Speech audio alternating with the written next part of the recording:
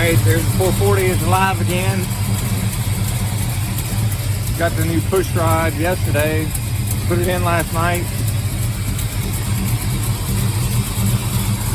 So she's a runner again.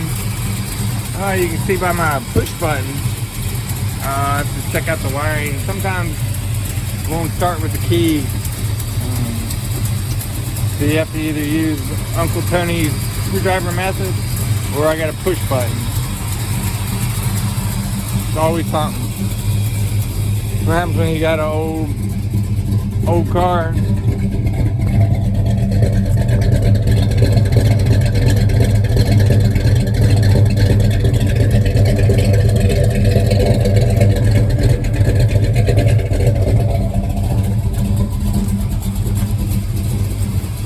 And I got a little bit of a header gasket leak, but that's part of the course.